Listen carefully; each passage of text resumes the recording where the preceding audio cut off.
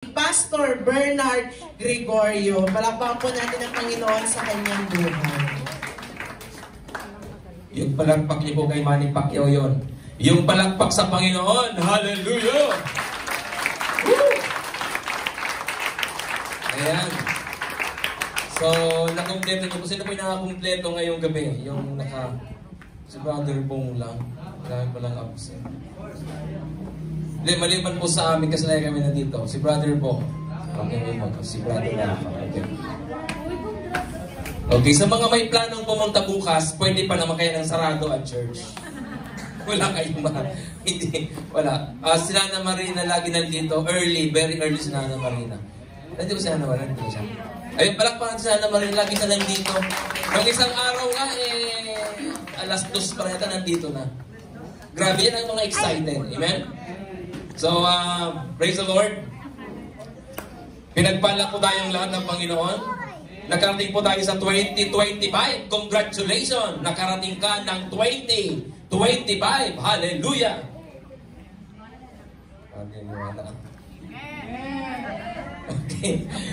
Binati niyo po ng Happy New Year ang inyong mga mahal sa buhay. Pero alam niyo, ano kaya ang pinaka-happy sa New Year? Meron ba nagbago? Naman siguro, no? But, anyway, spiritually, may mga nagbabago, may mga nababago. At sa gawin pong ito, actually, ang miracle po ay nangyayari sa buhay natin araw-araw. Nag-agree ba kayo doon? Miracle happen to our lives every day. Pagising mo sa umaga, it's a miracle, I'm alive. Minsan kasi gusto natin ng mga milagro talaga namang kakaiba. Well, may mga nangyayari gano'n, but alahanin niyo po na ang buhay ay milagro. Pero ang kamatayan, sigurado. Okay? So, sabi nga kayo sa kanta, bakit natin sinasamba ang Panginoon? Sa himala lang ba? Sa pagpapala lang ba? Burado lahat yan. Hindi yan kailangan. Mahal mo ang Panginoon, walang ibang rason. Bakit ka nandito? Walang ibang rason. Lahat ng rason natin ay sekundaryo. Kapag ang rason mo, mahal ko ang Diyos, walang iba. Ano man ang mangyari, pupunta at pupunta ka, kapatid. Amen?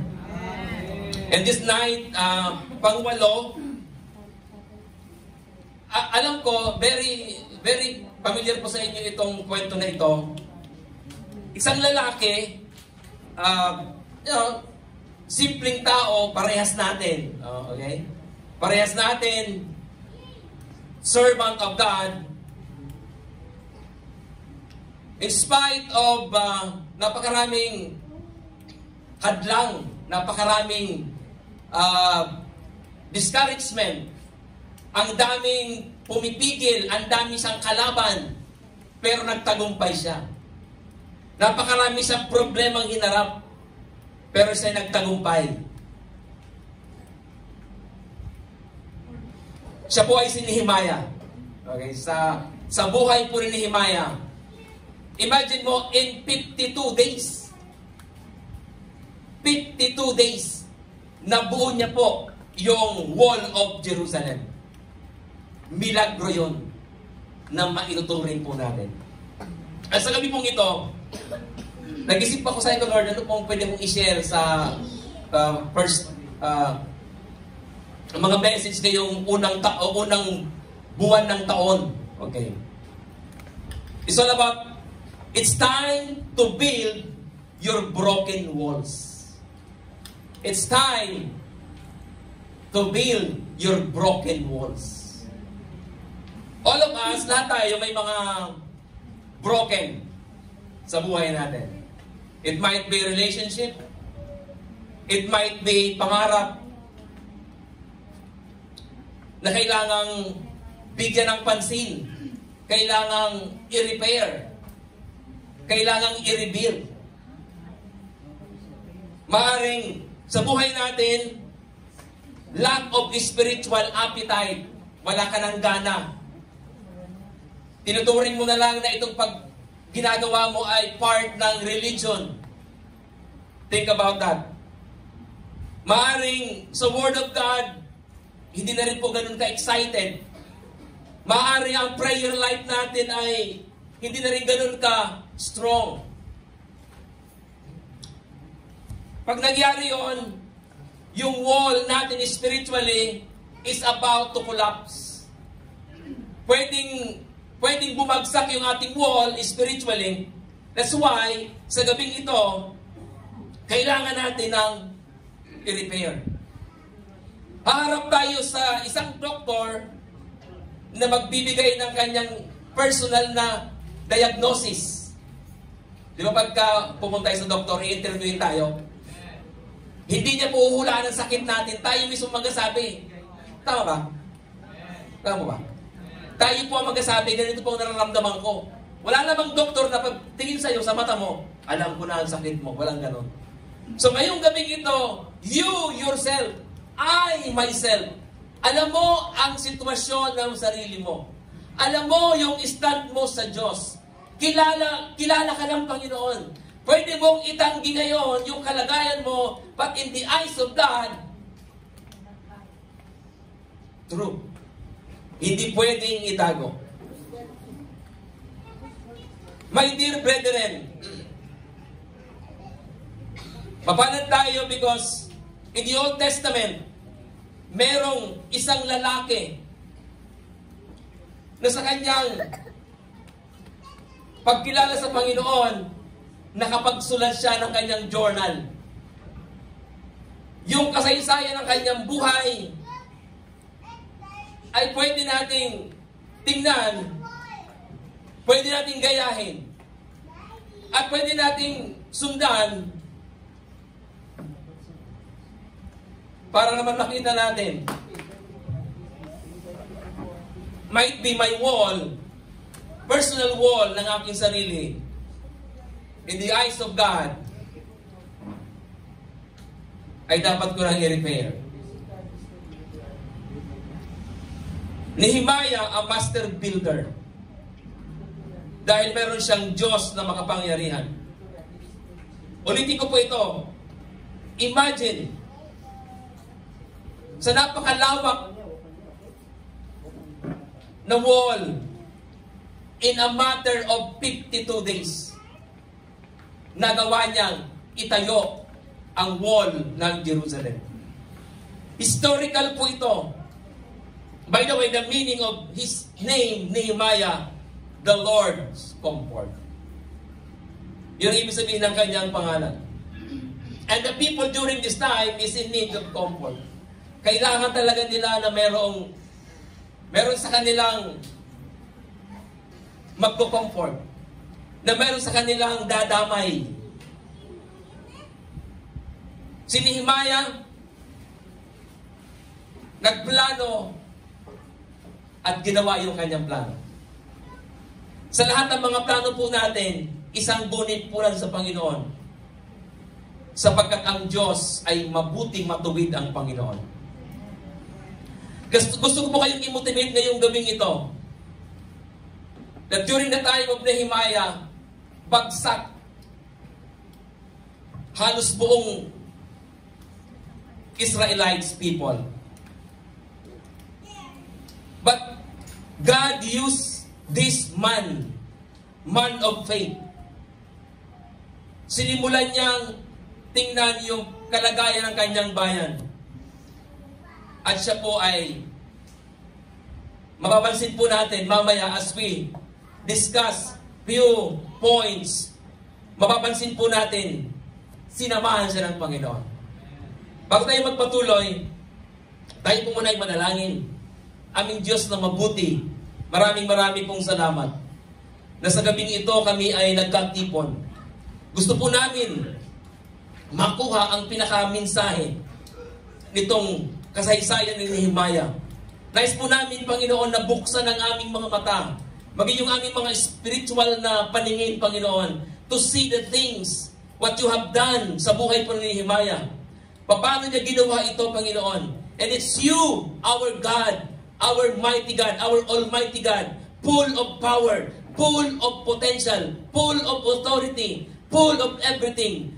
Binigyan mo siya ng kakayahan upang siya, Panginoon, magtagumpay. Ganon din po kami sa gabing ito. We have here, facing our wall. Some of our walls, Lord, is now broken. But Lord, naniniwala po kami na walang imposible sa inyo, Panginoon. Walang mahirap sa inyo. Lahat kami nangangailangan ng iyong pagkalinga. Lahat kami nangangailangan ng iyong pagyakap sa gabing ito. Panginoon, abutin niyo po ang bawat isa. Maraming salamat, Panginoon. Sinasampakan namin sa gabing ito, pinasalamatan. Ito po ang aming panalangin sa pangalan ni Jesus. Amen. Let's read. Basahin natin ang Nehemiah chapter 1, beginning from verse 1 to 11. This is the account of what Nehemiah, son of Hikalaya, accomplished. Medyo maliit pero tagaan nyo na lang po. In the month of Kislev, in the 20th year of Artaxerxes, was the emperor of Persia. I, Nehemiah, was in Susa, the capital city. Hanani, one of my brothers, arrived from Judah with another group, and I asked them about Jerusalem and about the other Jews who had returned from exile in Babylon. They told me that those who had been survived were back in the homeland, were in the great difficulty, and that the foreigner who lived also told me that the walls of Jerusalem were still broken, and that the gates had not been restored since the time they were born. When I was heard this all, I sat down and wept. For several days I mourned and I did not eat. I prayed to God, Lord God of heaven, you are great and we stand in fear of you. You faithfully keep your covenant with those who love you and do what you have commanded. Look at me, Lord, hear my prayer as I pray day and night. Your servant, the people of Israel, I confess, we, the people of Israel, have sinned. My ancestor, I have sinned. We have acted wickedly against you, and we have not done what you have commanded. We have not kept the law which you have given through Moses, your servant. Verse 8, remember now what you told to Moses. If you, people of Israel, are unfaithful to me, I will scatter you among the other nations. But then if you turn back to me and I do what I have commanded you, I will bring back you to the place where I have been chosen to worship, even though you are scattered to ends of the earth. Verse 11, Lord, these are your servants, your people. You rescue them by the great power and strength. Listen now to my prayer and to the prayers of all the other servants who want to honor you. Give me success today and make the emperor merciful to me. In those days, I was the emperor's wine steward. May the Lord bless His word sa ating pagkabasa po ngayong gabing ito. Gusto ko lang po kayong bigyan ng background nitong ating bida ngayong gabing ito. Si Nehemiah po ay isang cupbearer. Parang sabihin natin na tawag dito. Siya ay waiter. Pero mas matindi pa doon yung kanyang posisyon sa kingdom. Imagine, bawat pagkain ng hari dadaan sa kanya. Dapat niyang tikman. Wine, kung ano man yan, dapat dumaan muna sa kanya bago sa king. Napakaganda ng kanyang posisyon noong panahon na ito. Okay? Siya ay pangalawa sa pinagpipitagan doon sa kaharian. Imagine mo na lang kung gaano ka tindi itong posisyon itong tao na ito. Okay? Siya po ay si Nehemiah. Siya po ay well, pure na Jew. Israelites po ito, mga kapatid. But tingnan natin na sa panahon na yon, isang kalagayan na tila baga hinahangad ng lahat. Di ba naghahangad tayo ng magandang position? Of course, magandang sahod, di ba? Imagine mo, katabi mo lagi yung king. Siyempre maganda yung sahod. Masarap ang buhay. Okay. Maganda ang kalagayan. Pero malayo siya sa kanyang bayan. Parang nasa abroad yata siya. Kung sabihin natin, nag-abroad itong tao na ito. Okay? But during those times, merong sa kwento, sa binasa natin, merong dumating doon sa lugar na kung saan nandun siya at nagbalita sa kanya sa kalagayan ng Israel. Noong panahon na yon, alam mo, ang Israel po hindi na uubusan ng laban. Hanggang ngayon, may kalaban sila. Lagi silang gustong durugin, wasakin. Ganun po ang bayan ng Diyos, mga kapatid. At since then and until now, ganun po yung kalagayan ng Israel. Well, titingnan po natin, nangyari po ito sa buwan ng, sabi dito, in the month of Kislev. Parang sa kalendaryo nila, it's about November or December. Ito yung panahon ng patapos na yung taon. Nabalitaan niya na yung kalagayan ng Israel, ng bayan, ng kanyang bayan ay sa kanyang pagtatanong, sa kanyang pagkikipagbalita doon sa kanyang kapatid na si Hananay, parang babae pangalan, Hananay, no? Parang nanay lang, no? So, sa kanyang pag-usap doon, nakita rin ni Himaya na ang kanyang bayan ay may problema. Wasak. Sa panahon na ito, ang hari ng Susa, counting ano lang tayo sa history. Ito pong King Cyrus na ito, very famous po ito. Si King Cyrus, na-defeat niya po yung Babylon at nag-reign po siya ng almost 80 years nung panahon na yon. Then, nung namatay po siya, pumalit po sa kanya po yung kanyang anak na si Cambyses. Nag-reign po si Cambyses ng 8 years sa kanyang kingdom. Then ito ay nagpakamatay ayon sa kwento. And then, here comes Darius the Great. Then after ni Darius nag-reign sa kingdom for almost 30 years, then si Darius na anak ni Xerxes. Itong binabanggit ditong pangalan, itong king na ito po yung hari na nagbigay ng karangalan kay Queen Esther. Okay, siya po yung hari na yon. Kilala po at minahal po na itong kingdom na ito ang mga Israelita dahil dito sa hari na ito. Okay. Konting kwento lang yon sa ating background para maintindihan natin.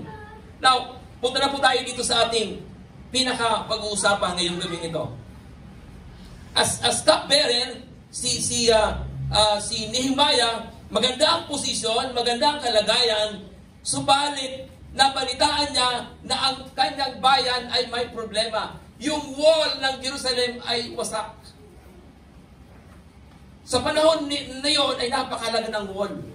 Maging sa panahon natin ngayon, mahalaga yung bakod. Naalala ko may affiliate dito bakod, di ba? Ang bakod pala yun. Bakod. Napakahalaga ng wall ng panahon. Hindi pwede na walang wall. Kaya hanggang ngayon may mga pagitan, di ba? Yung mga bansa may mga pagitan. Hindi pwedeng tumawid kahit nga yung North at South Korea may mga wall sila. Napakahalaga ng wall noong panahon even to the present. Maging sa atin mga kapatid, ituring na po natin ito in spiritual aspect, napakahalaga sa ating buhay na may wall tayo.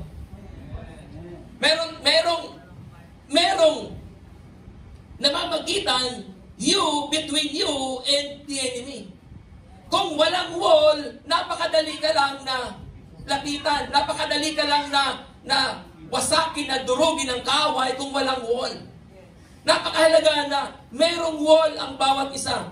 Now, go back to the topic, si Nehemiah, isang kilalang personalidad, siguro kung may, sa panahon na yon, siguro, kung usong-uso na yung Facebook, baka ang gaganda ng kanyang mga post sa kanyang Instagram, baka ang ganda ng mga post sa kanyang channel. Kasi, imagine mo, king ang iyong kasama. Diba no? Minsan nga, makapunta tayo sa ibang lugar na talagang todo post talaga, di ba? Think about this man. Isang executive, isang napaka simpleng tao, pero inangat siya ng Panginoon. Now, in Nehemiah chapter 1, mapapatanong tayo dito, bigla tayong, alam mo, nung binabasa ko ang kwento na ito, hindi ko ma-imagine, hindi ko maubos isipin na itong lalaki na ito, kakaiba yung kanyang nangyari sa kanyang buhay, nandoon sa tugatog ng tagumpay, nandoon sa lugar na kung saan napakarangya ng kanyang buhay, subalit may kakaiba kay Nehemiah. Sa kabila ng kanyang kalagayan, ang kanyang concern ay sa kanyang bayan. Mahal niya ang kanyang bayan. Sa kabila ng kanyang karangyaan, meron pitak sa kanyang puso yung bayan ng Diyos. Which is kasama siya sa bayan ng Diyos. Nandoon sa secular job, nakakalungkot minsan, na-born again sa church, nagkaroon ng trabaho sa ibang lugar, nakalimutan na kung saan siya nanggaling. Yes, that's right. Maraming ganyan. Nakalimutan na kung sino ang nag-feed sa kanya spiritually. Sino nag-alaga sa kanya, nakalimutan niya na. Nung pinagbala, nakalimutan na. Wala man lang balita. Para ko pakailam sa kanya, pakailam sa kanya. But this man, as I read the story of Nehemiah, kakaiba itong lalaki na ito. Gumanda na ang buhay, but still, nakikibalita kung ano ang nangyari sa kanyang pinagmulan. Itong church pa na ito, mahal niyo po ba ang simbahan na ito? Dapat lang. Now, number 1 point. Tatlong points ang pag-usapan natin ngayong gabi. Number 1 point. To see the need. Nakita ni Nehemiah na may pangangailangan ang kanyang bayan. Nakita niya na ang kanyang bayang pinanggalingan ay talaga namang may problema. Hindi niya po sinabi, exempted ako dyan. Karamihan ganun sa atin, pag may problema, exempted ako. Pag may blessing, kasama ako. Pag pinagbala, tuwang-tuwa. Kaya laging gustong Pastor, ipag-pray mo ako. Pastor, i-bless mo ako. Pastor, ganito gawin mo sa prayer. Isama ko sa panalangin. But Nehemiah, a man of faith, he saw the need of his people. Nakita niya ng kanyang bayan. Alam niyo po mga kapatid, noong panahon na yon, ang bayan ng Israel, ang bayan ng Jerusalem ay nakakaranas ng matinding pang-aapi mula sa kanyang mga kalaban. Diba? Imagine mo, walang wall, wasak. Pwede pumunta yung magnanakaw. Pwede pumunta yung kalaban. Siguro kung uso-uso na yun, meron ng batas noon para against bullying, baka marami nang nakasuhan sila na binubully nyo kami. Sa pamilya natin, ganun din minsan. Di ba? Pag may mga problema sa family, napansin nyo ba na kailangan din kayo na makipagtulungan para yung problema sa pamilya mo masolve? Nakita niya sa kanyang paningin na may problema ang kanyang bayan. Ang kanyang bayan ay nandoon sa panahon na kung saan sila ay humaharap sa napakatinding problema. Sa napakatinding trouble.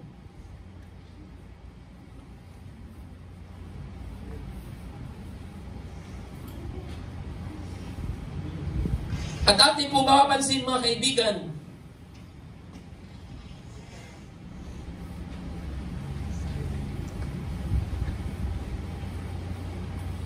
na part si Nehemiah ng bayan ng Diyos. Part siya ng pinili ng Panginoon. Siya ay kasama doon sa, alam niyo, sa lahat ng bansa sa buong mundo, kakaiba ang kasaysayan po ng Israel. Siya lang po ang nakipag-covenant sa Diyos. Siya lang po ang nakipag-usap sa Panginoon at wala nang iba. Kakaiba ang bayang ito. At sabi sa verse number 4, sabi dito, sa chapter 1, titignan po natin.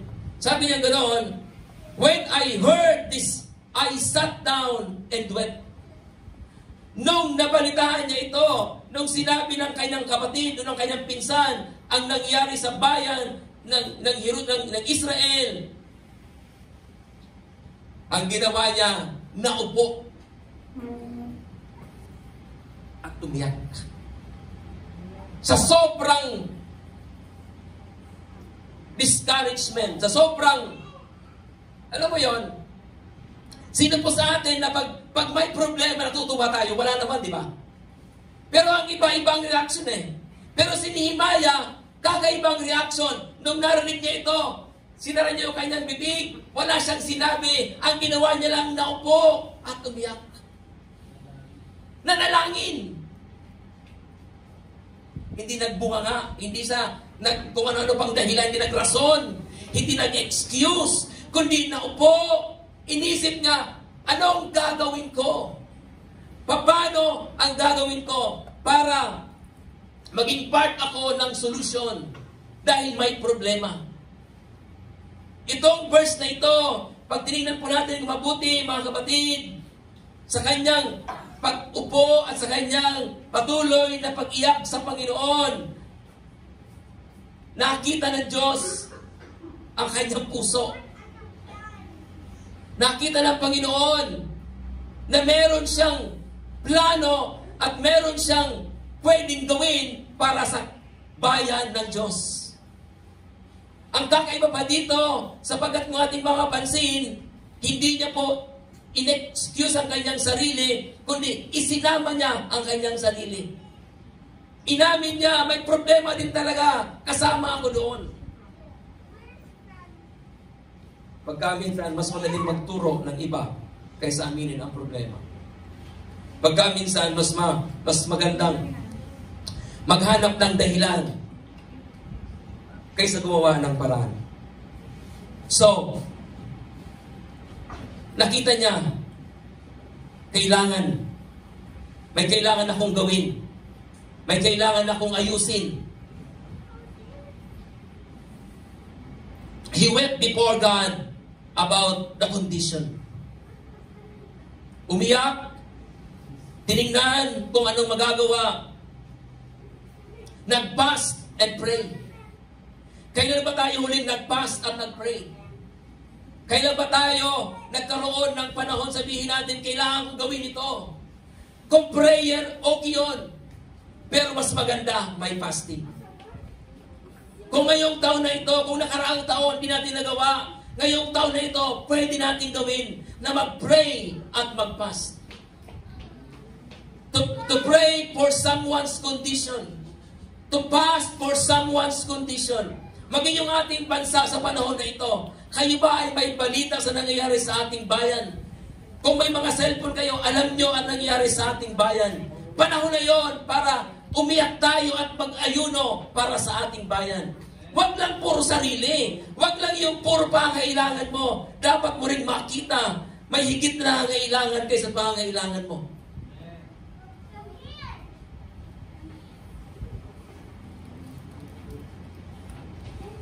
Saka natin maintindihan ang ganung kalagayan pag tayo po ay nandun din.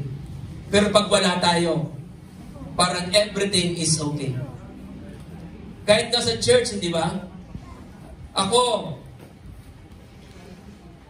nakaraang linggo, may isang kapatiran na Nag-testify siya, sabi niya, may sakit po yung anak ko. Wala po kaming pera. Grabe yung dating sa akin. Sabi ko, kung sapat lang ako, wala nang maraming salita. Hindi na siya makapagsalita na, tulungan niyo ako, kailangan ko ito. Salamat, meron akong asawa.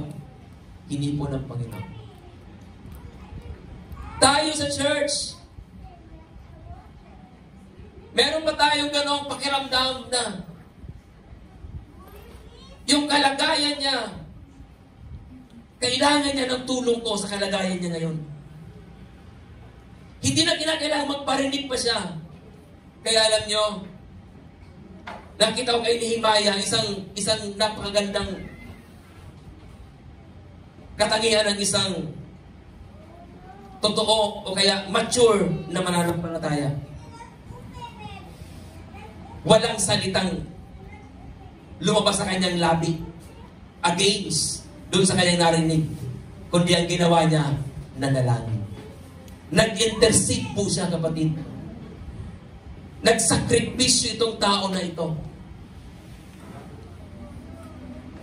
Huwag nating isipin, huwag nating gawing excuse. Huwag nating gawing dahilan na wala akong magagawa. Kulang po ako ng kakayahan. Huwag nating gawing excuse ito. Pwede tayong, alam mo, pwede po tayong magbigay na walang sacrifice. Alam naman natin ang pagbibigay may kasamang sacrifice. Pwede tayong mag-serve without anointing.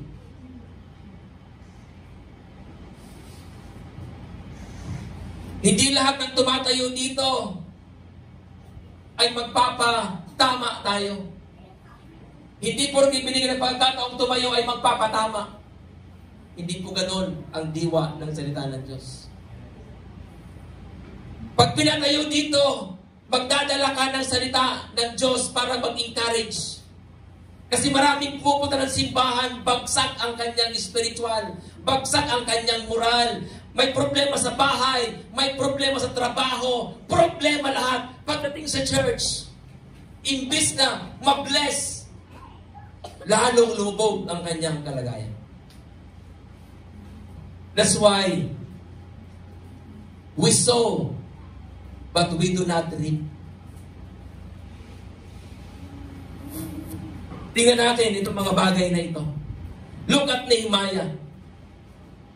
He wept before God for the condition of his people. Tinignan niyang mabuti na meron pala siyang magagawa, ang manalangin. Number 2, he confessed their wickedness. In Nehemiah chapter 1 verse 6, he included himself. Hindi siya nagdahilan, hindi siya nag-excuse, hindi wala ang kanyang sarili. Emotionally involved si Nehemiah sa kalagayan ng kanyang bayan. Pag may problema tayo, first na tinatamaan yung ating emosyon. Ito ang pinakamatindi. Kaya may mga iyakan dyan. Alam nyo, nung nakaraan, nakita namin yung mga members nagtipon, nagpaikot lang kami. Yung aming fellowship ay parang simple fellowship lang. Hindi namin ginawa yung napaka-formal.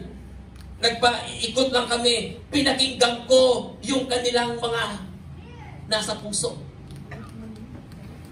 Mas masarap pakinggan kung anong sinasabi ng puso kaya sinasabi ng bibig. Nung narinig ko itong mga tao na ito, Lord, have mercy on us. Panginoon, tulungan niyo po kami. Lord, kailangan ka namin. Kailangan namin na ngayong saklolo.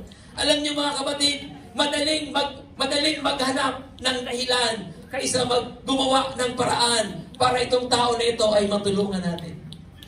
Kayo mga leader na nandito ngayong gabing ito, concerned ba kayo sa mga tao umaasa sa inyo?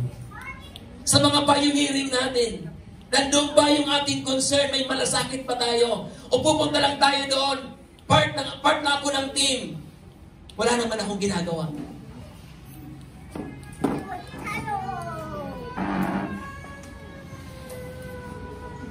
Mga kapatid, tingnan natin itong mga bagay na ito. He confessed their wickedness. He confessed his willingness.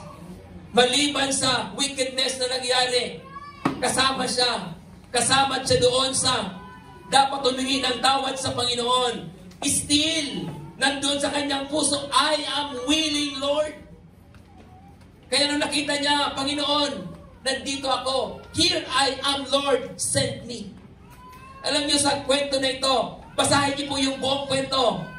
I think 11 or 12 chapter po yan. Mapapansin niyo po, maging yung hari na lagi niyang katabi, hindi po din ang Diyos. Yung hari, hindi kilala ang Panginoon ni Nehemiah. Yung hari na yon, hindi po ng Diyos ang kanyang puso. Turuan po natin ang ating sarili na maging bahagi tayo ng solusyon. Maging bahagi tayo ng pag-aayos ng mga bagay. Kasalukuyan po nagpapagawa tayo ng church, mga kapatid. Kung papansin niyo po, pag umuulan, binabaha po tayo dito. Concerned po ba tayo? Tayo po ba ay part ng gawain na ito? Sabi ng Panginoon, mas mapalad ang nagbibigay kaysa tumatanggap. Mas pagpapalain ka, hindi yung binigyan mo, kundi yung hindi yung tumanggap, kundi yung nagbigay ang pagpapalain ng Panginoon. Kung nainiwala ka po, kapatid, na part ka nitong gawain na ito, you see the need. Part ka, kapatid, para mas maging maayos, mas gagaan ang sitwasyon natin. As we have read verses from chapter 1, mapapansin po natin na itong lalaki na ito ay talaga namang nandoon yung kanyang pagnanais na maging bahagi ng pagpapala ng Panginoon sa kanyang bayan. Alam niyo po, gagamit ang Diyos ng tao. Hindi titingnan ng Panginoon yung, alam mo, yung posisyon natin. Gagamit ang Diyos ng tao. It might be you. Gagamit siya ng tao para may sa katuparan ang kanyang layunin. Kaya binubuksan natin ang isipan ng bawat isa na hindi lamang posisyon ang mahalaga, kundi yung willingness natin, mga kapatid. Kung gusto mo, ang Diyos lalong gusto din niya, kapatid.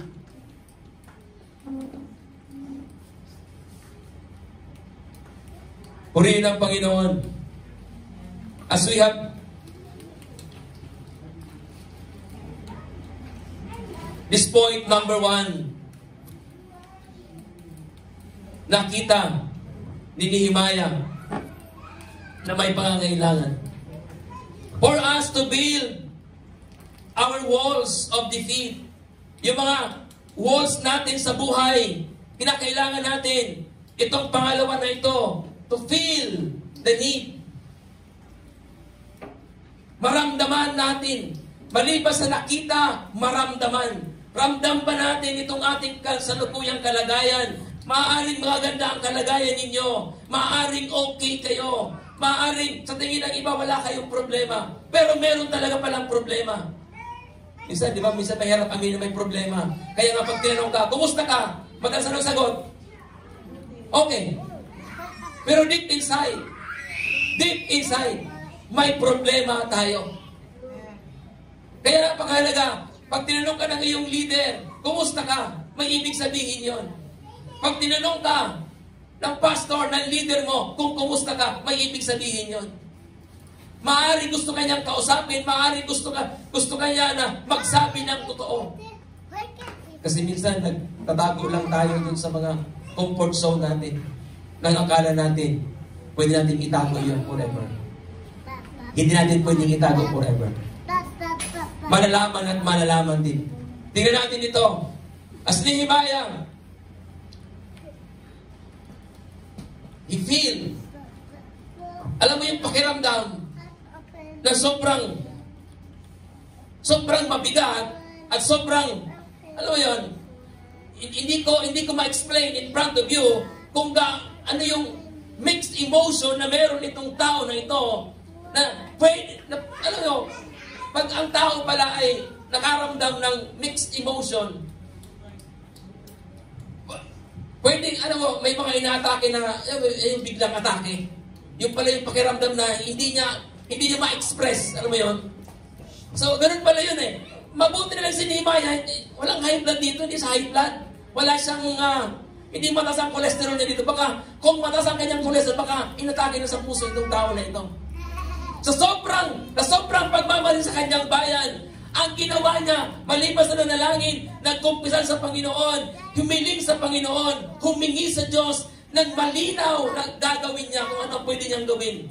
Alam niyo po, ang Diyos ay magbibigay ng clear na direction sa buhay natin. Kung humihingi po tayo.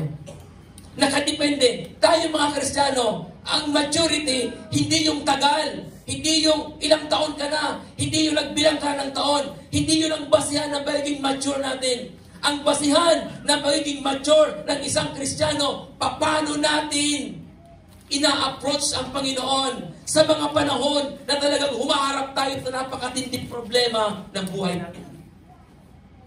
Noong isang araw, nakita ko yung mga kabataan, nag-uusap kami. Kaya pala ganyan ang kalagayan niya kasi may mas matindi siyang dinadaanan sa buhay niya. Mas maintindihan mo kapatid ng isang tao pag nakausap mo ng personal. Noong isang araw dito, daming luha ang bumuhos kasi mas maintindihan mo siya. Bakit ganyan siya? Kasi may pinagdadaanan siya. Tayo iba-iba ang pinagdadaanan natin. Depende na lang yan kung saan mo i-apply ang Panginoon. Paano ko i-apply ang Panginoon sa buhay ko? Wherein pag alam mo na, kilala mo na ang Panginoon, alam niya ang pinagdadaanan mo. Meron ba tayong pinagdaanan na hindi alam ng Diyos? Alam niya lahat. Walang hindi niya alam. Depende kung ano yung perspective natin sa Diyos. Alam mo sa India, ang India ay mayaman ang India when it comes to resources. Parang Pilipinas din. Kaya lang ang problema sa India, ang kanilang religion ay Hinduism. Sinasamba ng mga Indiano ang baka. Meron silang ang ginagawa nila doon sa baka talagang tinuturo nilang Diyos ang baka. Kaya ang lugar ng India, napakahirap. May mga lugar sa India napakahirap ngayon. Malnutrition, napakatindi ng kanilang problema when it comes to economy. Dahil, sabi doon sa kwento, merong 300 million na holy cow sa India na hindi pwedeng patayin kasi sinasamba ng mga tao sa India. Ano yung 300 million? Naglalakad-lakad lang dyan sa... Di ba ang daming tapa ang pwedeng katayin para gawing tapa, ipakain sa mga tao. Pero hindi nila pwedeng gawin kasi alam nila yung baka ay Diyos. Imagine mo, sa buhay natin, napakaraming trouble ang hinaharap natin sapagkat pagka minsan, alam naman natin na seek ye first the kingdom of God. Pero sa buhay natin, pagka minsan, nauhuli ang Panginoon kaysa doon sa problema ang hinaharap natin. Iba-iba tayo ng problema. Iba-iba tayo ng mga pinaghuhugutan. Kalusugan minsan. Kumusta mga kalusugan natin? Di ko alam sa inyo. Kalusugan ng asawa ko. Di ba alam niyo naman lahat yan? 6 na doktor, sabi ng 6 na doktor, wala nang pag-asa yan. Hindi nagagaling yan. Pero hindi kami naniniwala. Naniwala kami, Diyos ang magpapagaling. Alam niyo po, pag sa tao po tayo tumingin, like Nehemiah, kung siya po ay tumingin lamang sa tao, If we focus on situation, we feel discouraged. If we focus on people, we feel disappointment. Kung sa mga tao tayo titingin, pwede po tayong ma-disappoint, mga kapatid. But ito ang ginawa ni Nehemiah. He focused on God. Pag nag-focus tayo sa Panginoon, we will see direction that comes from the Lord. Kapag sa Panginoon tayo nag-focus, napagandang direksyon ang ating pong makikita. Pagka minsan, puno tayo na-overwhelm tayo ng problema kaysa ma-overwhelm tayo ng kanyang presensya. Tandaan natin, tayong mga mananampalataya dapat ma-overwhelm tayo ng presensya ng Diyos. Nung isang, hindi ko alam kung anong araw yon, sabi niya, yung presensya ng Diyos napakahalaga sa buhay ng isang mananampalataya. Dapat naisin natin na ma-feel natin lagi ang presensya ng Diyos. Sa verse 5, sabi niya, O Lord, God of heaven, the great and awesome God, I praise Him and recognize the power, the greatness of God. Sinamba niya. Alam niyo po, nung naramdaman niya po ito, nung nakita niya po ito, ang ganda ng ginawa ni Nehemiah, sinamba niya ang Diyos. Sinamba ang Panginoon. Ang pagpunta natin dito ay paraan para sambahin natin ang Panginoon. Magbigay tayo ng pagsamba. Kaya sabi ng song leader, sambahin mo ang Panginoon. Huwag ka lang silensyo dyan. Sambahin mo ang Diyos. Paano mo sasambahin ang Panginoon? Bahala ka na. Bahala ka na. Noong panahon nga, di ba? Pag magsasamba, pupunta ka lang sa simbahan, tapos bubulong-bulong ng konti. Kukuha ka ng panyo, kukuha ka ng ganito, ipapahid mo doon, tapos akala mo nakasamba ka na. Kahit ang hirap, di ba nagkipagsiksika pa tayo noon, nalala niyo yung mga ganun kwento noong panahon. Hinahanap mo kung saan-saan. Nagkamali ka, na ang Panginoon pala, ay pwede mo siyang sambahin anywhere. Pwede mo siyang purihin anywhere. Kahit sa upuan mo, pwede mo siyang purihin. At hindi po sa paraan na may problema ka lang. Kaya sabi sa kanta kanina, hindi lamang dahil may pagpapala, hindi lamang dahil may himala, hindi lamang sa mga bagay na gusto mo sa Panginoon. Kaya nga, once nag-preach ako, nakakalungkot minsan, ang tingin natin sa Panginoon ay pahingi na lang noon. Pahingi na lang yan. Ito na lang ang gusto ko, Panginoon. Sa mga nagmamature, hindi na po tayo kasama doon. Hindi na po tayo Kristiyan na ang gusto lang lagi may laman ang tiyan. Ang gusto natin, maranasan ang kanyang presensya.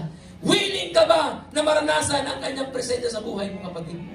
Dapat willing ka. Kasi kapag willing tayo, itong walls around us ay pwede nating ma-rebuild, mga kapatid. Pwede mong i-repair yan. Hindi pwedeng i-repair ng iba. Hindi pwedeng i-repair ni pastor. Ikaw ang pwede mag-repair at ang Panginoon. Pwede mong gawin yun. Pwede mong i-align ang sarili mo sa kagustuhan ng Panginoon.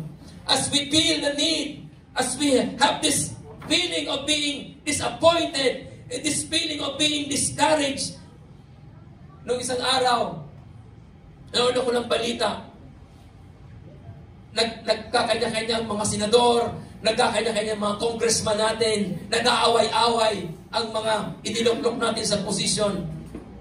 Masakit sa loob na makita ang mga bagay na ito, mga kapatid. Subalit ganun pa man, naniniwala po ako na sa ating panalangin, pwede po nating mayanig. Mayayanig po ang puwersa ng kadiliman para manaig ang puwersa ng katotohanan. Magkaisa po tayo, lagi natin isama sa panalangin. Magkaroon po tayo, mga kapatid, ng, alam mo yung desire na, Lord, part ako ng bayang ito. Part ako ng Pilipinas. Kaya may karapatan ako na mag-pray. Pagka minsan pa nakakita tayo, puro tayo di ba? Puro tayo negative. Every time na meron tayong hinaharap na mga problema. Like for example sa church, pag may hinaharap tayong problema sa church, mga kapatid, first things first, ang gagawin natin ay manalangin. Ang gagawin natin ay manalangin, mag-ayuno, maging part tayo ng solusyon. At alam ko, kapag nagkaisa tayo, there is power in unity, mga kapatid. Pag tayo ay nagkaisa, magagawa natin higit pa sa magagawa ng marami kapag nagkaisa po tayo. Alalahanin po natin mga kapatid, itong si Nehemiah, again sa kalagayan niya, maganda ang kanyang kalagayan, maganda ang kanyang buhay. Pero ang ginawa niya, he fasted and prayed. Maliban sa fast and pray, he wept, talagang umiyak talaga siya. Umiyak. Hindi ko sinasabi na sa bawat panalangin mo dapat kang umiyak. Pero alam niyo po sa buhay natin, napakarami natin dapat iiyak sa Panginoon. Kalagayan ng pamilya mo, kalagayan ng magulang mo, kalagayan mo personal sa Panginoon. Alam mo, tayong mga may ministry, involved sa ministry ng church, tayo dapat ang merong ganong stand sa Panginoon. Dapat may bigat sa ating puso. Kapag may mga ganong mga bagay, alam mo, ang Diablo, ayaw tayong tigilan. Ang Diablo, gising po yan parang 7-Eleven, 24/7. Gising yan. Ang plano niya, sirain ka, wasakin ka, bigyan ka ng problema, bigyan ka ng kabigatan, bigyan ka ng dahilan, aalisin niya sa iyong isipan ang kabutihan ng Diyos at papalitan ng napakaraming problema. Pero ang totoo mga kapatid, tingnan mo si Nehemiah, hinarap niyang bagay na ito, mag-isa lang siya dito. Alam mo, pagka minsan, hindi po nangailangan ng Diyos ng grupo. Pagka minsan, kailangan lang ng Panginoon, isa o dalawang tao. Pero mas maganda grupo. Pero sa panahon na ito, si Nehemiah ay mag-isa. Ano ba naman ang... Di ko alam, sabi ko, nag-fasting siya ng ilang buwan. Pero ang kanyang trabaho, tagatikim ng pagkain ng hari. Paano niya nagawa yun? Nabasa ko, he fast and pray. Pero ang trabaho niya, tagatikim ng pagkain ng hari. Hindi ko lubos ma-imagine. Pero inisip ko na lang, si Nehemiah sa kanyang sarili, punong-puno po siya ng disiplina. Talagang sinabi niya sa sarili niya, dapat akong mag-pray. Dapat akong mag-fast. Pagka minsan, pag pinag-usapan ng prayer, hindi tayo masyadong in. Hindi tayo masyadong okay. But look at Nehemiah. Look what he did. Ang kanyang ginawa. Di ko alam kung anong emosyon ang kanyang ipinakita in front of King Xerxes. Hindi ko alam mga kapatid. Ganun pa man, base doon sa kwentong pinag-usapan natin, sensitive din po yung hari at nakita ng hari yung kalagayan nitong kanyang cupbearer. Actually, sa buong istorya, makikita po natin na maging yung hari, binigyan po siya ng permit para makumpleto yung kanyang mga pangangailangan para muling maitayo ang wall of Jerusalem. Mga kababayan, mga kapatid sa Panginoon, sa gabing ito, naisin natin, bigyan natin ng puwang sa puso natin. Tingnan natin na ang Panginoon ay may mas magagawa kaysa magagawa natin. Ang gagawin lang natin, magtiwala po tayo sa Kanya. Yung pangatlo, yung una, ano po yung una? Pakibalik, please, yung una. One is to see the need. Number two, to feel. Nakita at pangalawa, naramdaman. Pangatlo is he meet the need to organize. Kulang. Nakita ko sa maging sa mga pioneering natin, yung team natin ngayon mga kapatid, is sapat na yon na puwersa para, alam nyo, para tawag dito, ma-organize natin kung saan mang lugar tayo nandoon. Pero, bakit ko lang ito nabanggit? Ang grupo natin ay na-organize yan by the wisdom of God. Wisdom ng Panginoon ang ibinigay para ma-organize ang ating grupo. Ang ibig kong sabihin, ang Diyos, gumagamit siya ng mga tao, gumagamit siya ng mga personality, mga skills, upang maisakatuparan ang kanyang plano sa ating buhay. Maging sa church na ito, nais ang Panginoon na tayo ay fully organized para yung kingdom of God ay patuloy pong ma-extend, mga kapatid. Patuloy na madala natin kung saan man tayo nandoon. Hindi po dahilan na, hindi naman ako kasama sa grupo, wala naman akong skill, wala naman akong talent, ano naman ang gagawin ko dyan? Hindi po yun rason, mga kapatid. Kung atin pong titingnan, si Nehemiah, malayo yung kanyang pinuntahan, malayo din po yung kanilang pagitan, pero nakita ni Nehemiah na meron pala akong pwedeng gawin. Part pala ako ng solusyon sa problema ng inarap ng aking bayan. Hindi na po siya nagpatumpik-tumpik habang siya po ay nananalangin sa kanyang isipan na buo ang napakagandang plano. Alam niyo po ba na tayo ang nagpaplano, pero ang Diyos ang nagpapatupad. Magandang magplano tayo. Hindi ibig sabihin na tayo ay mga spiritual, wala nang plano-plano. Maging sa practice Alam naman nila mga kanta, pero bakit daw pang i-practice? Dapat lang na i-practice kasi sabi nga, good practice makes perfect. Mga kapatid, sa gabi pong ito, nainiwala po ako sa ginawa ni Nehemiah, sa nangyari sa kanyang buhay. It's almost done, mga kapatid. Ginawa niya yung kanyang part. Ginawa ng Panginoon ang kanyang part.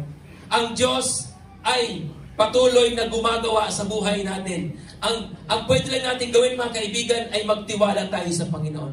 Sa gabi pong ito, pastor, ano naman ang rason? Ano naman ang pwede nating makuha dyan? Sa gabing ito, napakasimple ng mensahe ng Panginoon. Part tayo, mga kapatid. Part tayo ng mensahe ng gabing ito, na sa buhay natin, may mga walls pa na dapat tayong ayusin. It might be the walls of prayers. It might be the walls of, obedient natin or faithfulness natin sa Panginoon. Ito yung mga walls natin na dapat nating bigyan ng pansin. Kaibigan, sa gabing ito, sapat ang mensahe ng Panginoon. Basahin niyo po, napakaraming pong mga gandang lesson na pwede natin pong makita sa mga chapters na ito ng Book of Nehemiah. Pero sa gabi pong ito, before ako mag-end, mga kaibigan, nais ko lamang pong bigyan ng pansin na sa buhay natin, spiritual na condition natin, mga kaibigan, kung ito po ay napapansin natin na parang palubog na, parang pasira na agapan natin. Ang Diyos, pag humingi tayo sa Panginoon ng karunungan, bibigyan po tayo ng Panginoon ng karunungan. Kung humingi po tayo sa Panginoon ng lakas, ang Diyos ay magbibigay sa atin ng kalakasan. Gawin nating priority na sa taon na ito. Last year, hindi ako ganong nag-pray. Last year, nung nag-attend ako, ilang Saturday lang ako nag-attend. Kung may check tayo ng attendance, kung mag-check ng attendance, by the way, ilang Sunday ba tayo o ilang Saturday ba tayo pumunta dito? Baka bagsak, baka kulang, baka kalahati o baka hindi pa kalahati. Ngayong taon na ito, bumawi tayo, mga kapatid. Panahon na yan, para tingnan natin, may magagawa ako. Itong mensahe na ito ay para po sa ating lahat. Ihanda po ang iyong sarili. Baka sa buhay spiritual mo, may mga walls na dapat mong ayusin. God bless you all, mga kapatid. Tumayo po tayong lahat sa gabi nito.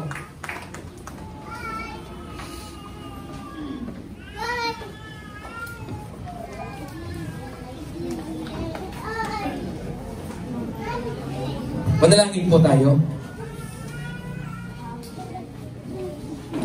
Panginoon, maraming salamat.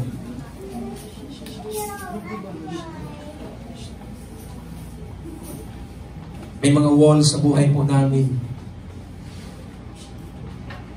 na parang wasak at kailangan ng repair, Panginoon. Sa gabing ito, abutin niyo po ang sinumang nangailangan ng iyong pagkaninga sa buhay ng bawat isa, sa aming pamilya, sa church, Panginoon, sa ministry na meron po kami ngayon.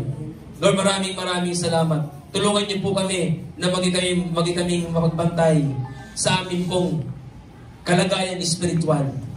Kung meron man po sa gabi ito, na tila baga, nagkakaroon na po kami, Panginoon, ng discouragement. Nagkakaroon kami, Panginoon, ng mga problema na hinaharap na sukat hindi namin nakalain na bakit nangyari sa amin. Panginoon, sa gabi ito, we surrender everything unto you.